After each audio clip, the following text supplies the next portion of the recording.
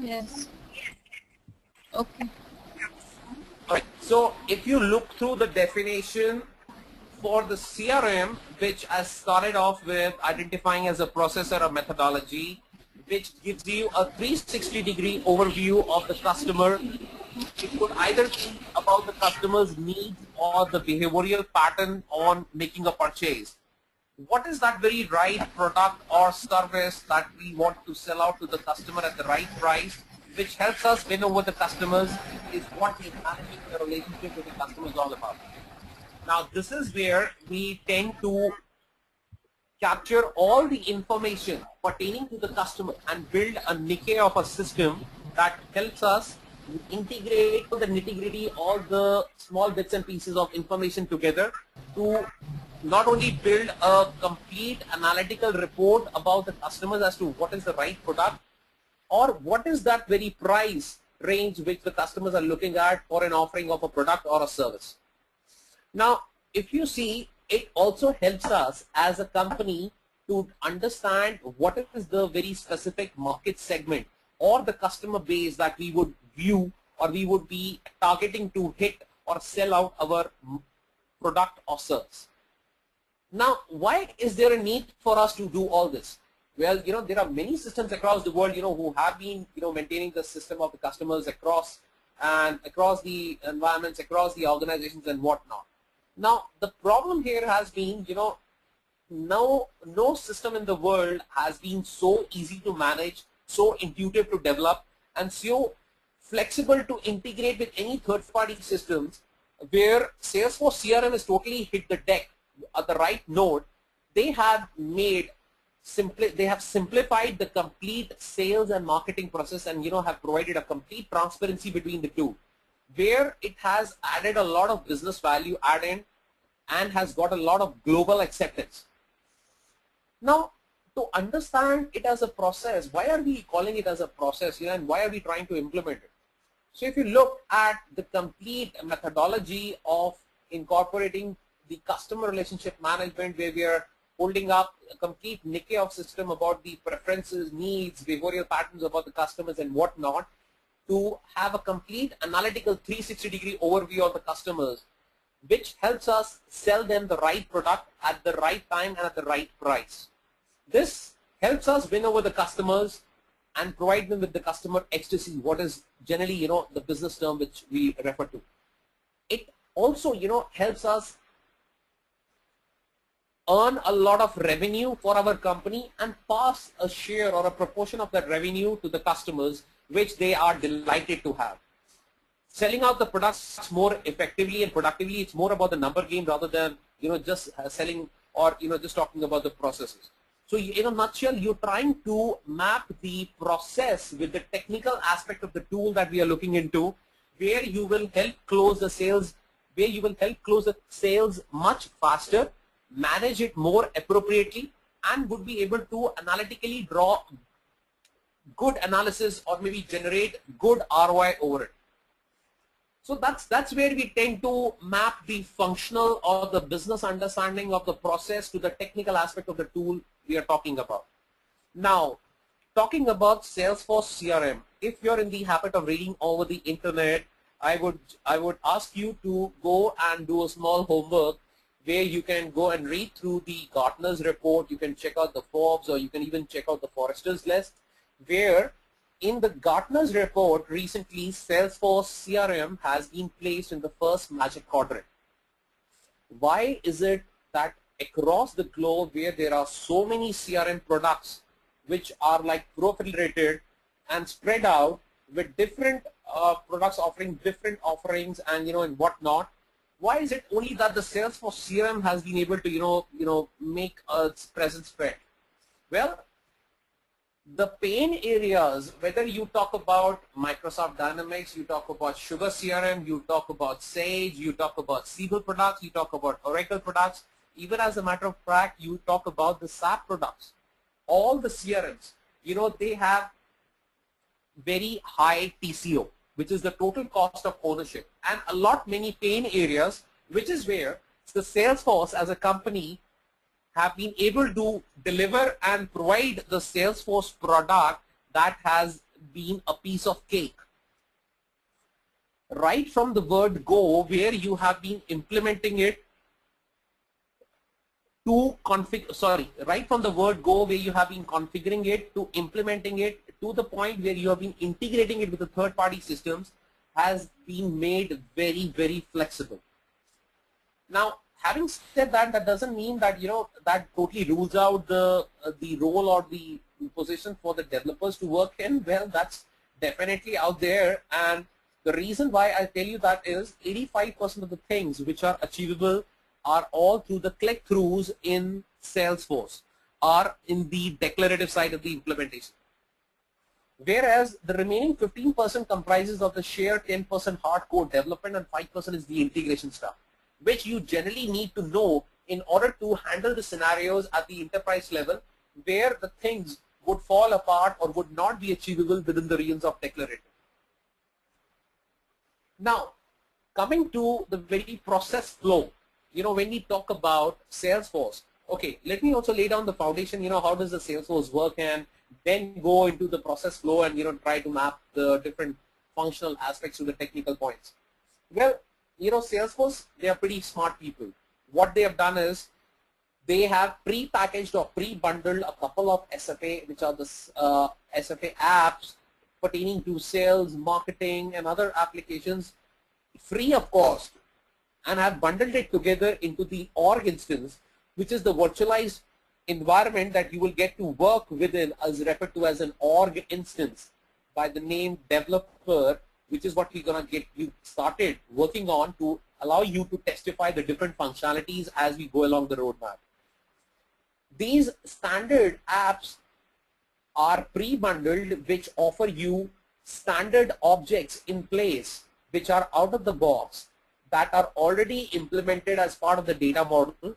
You can go and understand the very underneath data model underlying these apps.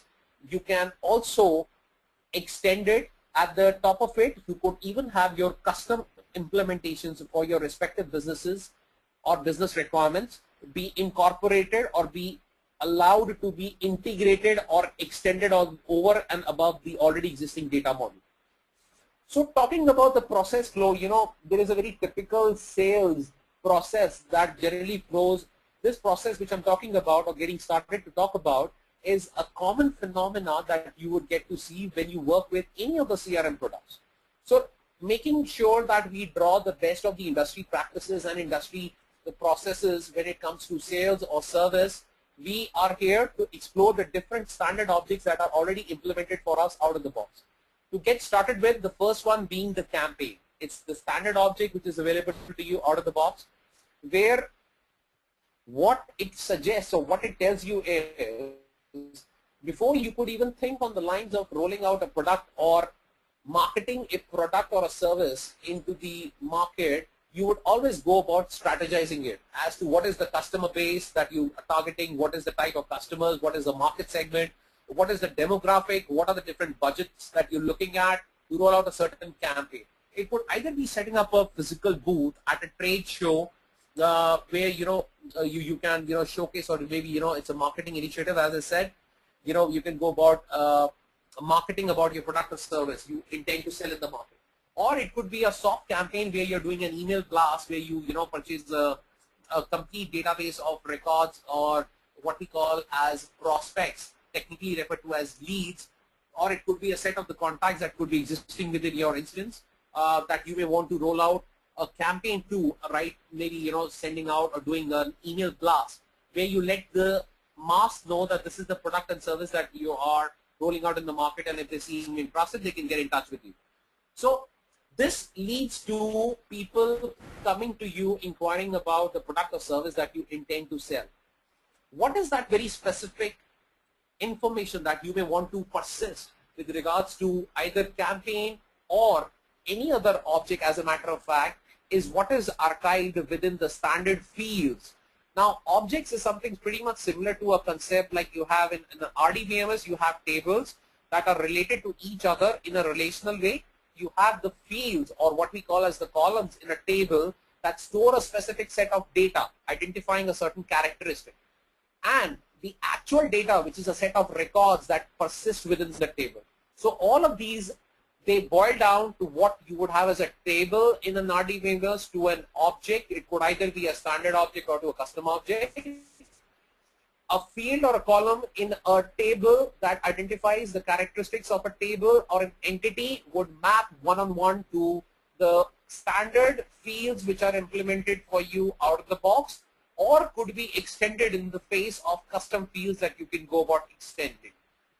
Now, talking about the relationships, well, there are different types of relationships that we're going to deep dive into once we get started.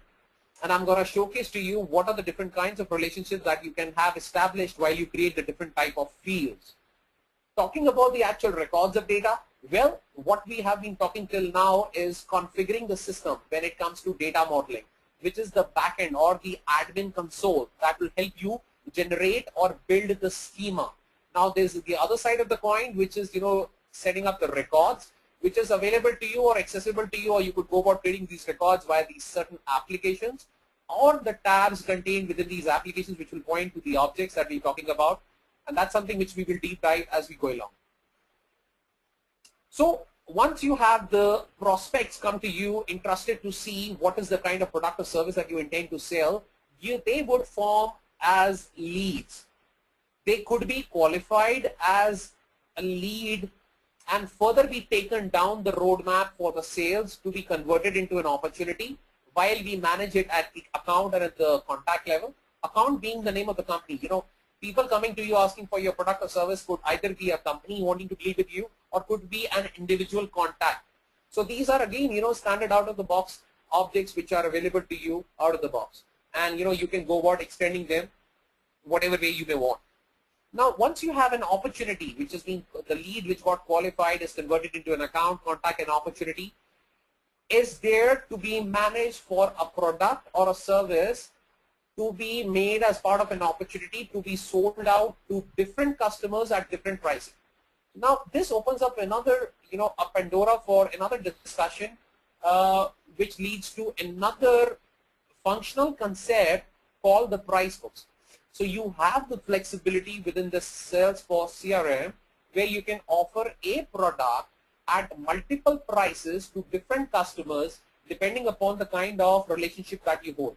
You may have either a silver-plated customer, doing business with you, or maybe, gold-plated customers doing business, so, accordingly you may offer the discounts to them.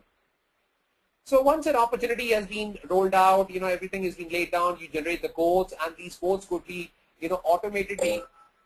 Yeah, go ahead.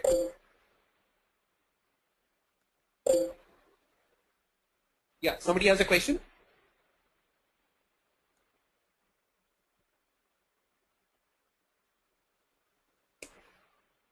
Guys, does anybody have a question for me? Okay, I thought I heard a beep. All right, fine.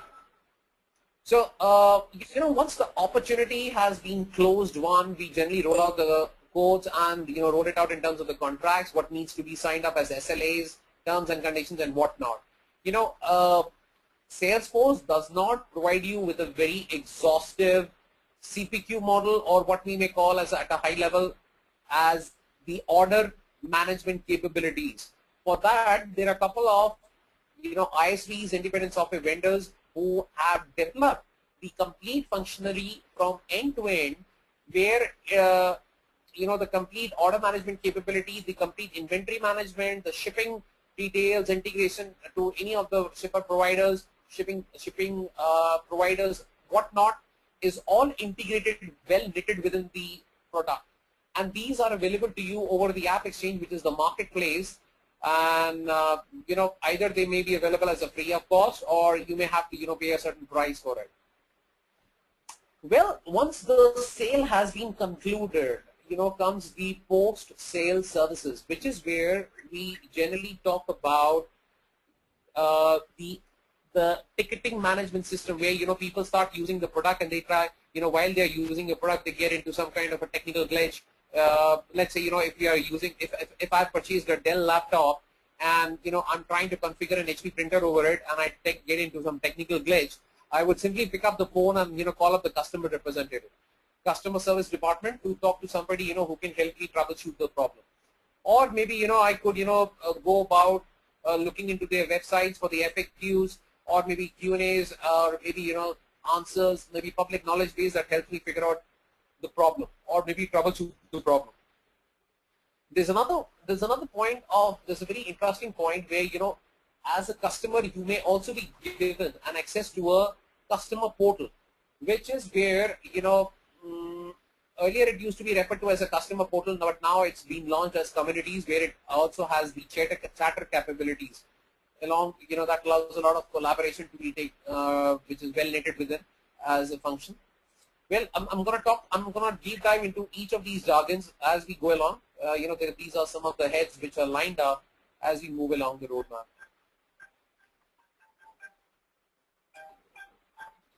Guys, I'm so sorry about this. I'm on a call right now. Just give me another 5 minutes and I'll be done with this. Thank you. All right, good stuff. And then we can also think about, we can also talk about, any custom implementation that needs to extend either of these already implemented apps, right from the word go, or maybe, we may have our own custom implementation be established. So Salesforce CRM is not only to be treated as a CRM pack, where, it has grown vertically and horizontally across the domains. I've done almost like 15 to 16 end-to-end good implementations, ranging from the insurance domain to pharma, health, BFSI, manufacturing, and recently it was the healthcare. Yes, I've already mentioned that. So talking about the other very functional pieces which are offered as an offering within Salesforce as a product are the reports. So we're talking about reports as a very exhaustive reporting engine, where building the reports is a piece of cake. So, but having said that, you not only have the flexibility for the standard reports which are given to you out of the box, already built up for the standard objects, but also the flexibility to go about building the custom report types. Talking about integrating Gmail as a service, email service provider is as simple, where you can have all the touch points for all the activities being archived and be communicated all from within the realms of Salesforce. So if you look at the complete structure at a very high level, when we talk about the complete sales implementation, it is this. So would anybody have any questions here? Needless to say that, we will surely deep dive into each one of these boxes very exhaustively, where there's a lot of discussion around each of these, and it will be explored at a very greater length.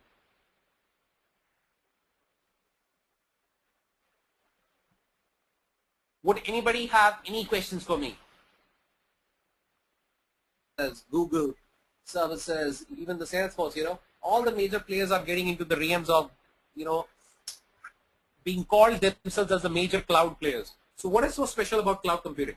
Well, whenever we talk about cloud computing, let's understand it from three major tenets perspective. Now, it would be IaaS, infrastructure as a service, SaaS, software as a service, and PaaS, platform as a service. Let me talk about a little on these, and then probably, you can ask questions, you can frame questions, give me a shout as to what you do not follow, and then we can take up the discussion. So, when we talk about infrastructure as a service, wherever it relates to setting up costs for the infrastructure, whether it's the hardware for the servers, what data centers you need to pull up, what are the softwares that need to be upgraded for the servers to be set up, their connectivity, their load balancing, managing, upgrading, updating the servers and whatnot. Everything is factored as a cost and given to you as a service. Now this cost which I'm talking about is the price that you got to pay for the license as you go along, you pay for, which is the on-demand model. Talking about PaaS, for any programming language to be rendered or to be understood by the injured and finally rendered what you intend to do with it, is where you would need the IDE, which is the integrated development environment.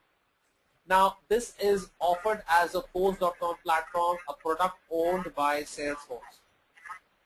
And the programming language that you would use, Apex, and the Visual Post Page technology to build the web pages is all well understood by this platform. It will run natively on this post.com platform. So you need not even worry about it. It's all been done for you. You just have to use it. You don't even have to worry about installing it. Last but not the least, software as a service. We all have gone through the pains of installing, maintaining, managing, upgrading, updating the softwares, and breaking through the DLL hell and whatnot. All this pain has been taken up as a service.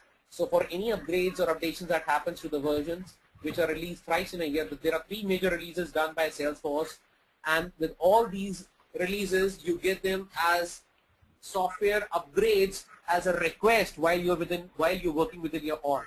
And you can simply accept the request, and the request gets queued up and gets taken care of, or the upgradation process gets taken care of asynchronously while it doesn't stop you to work on anything and whatever you're doing. So all the pain areas, you don't have to worry about software, you don't have to worry about the infrastructure networks, you don't have to worry about the hardwares, everything has been taken care of. And all the cost of it has been factored into the different editions that you go for purchasing that are available over the Salesforce site as performance, enterprise, professional editions, group editions, where you can even go in for an a la carte kind of a thing that you can pull up the different features, what you require to build on from different editions, and talk to your account executive from Salesforce that can help you build a good pricing model over it. So this is how the Salesforce works. This is how the Salesforce is laid down. What you need is the only thing that you need is a good engineered computer and a good internet connection. That's pretty much it. With the license set, even not go about purchasing it upfront. With the developer org instance that I'm going to get you guys started with, you will see that with the limited set of licenses and the workspace, you're still able to build any good equitable POC that could be showcased to the end clients and get some business, and then go about making a purchase. You pay as you go along. That's the on-demand model versus the on-premise model. Any questions there? So that brings us to the end of the first touch point, where I wanted to make sure that I give you a good handsome understanding on the different logistic pieces. If there's anything missed out, you may definitely raise a question over it. And also, make sure that the wavelength or the jargons, the technical terms which I'm talking, I try to make it as simple as possible so that it becomes easily digestible chunks for you.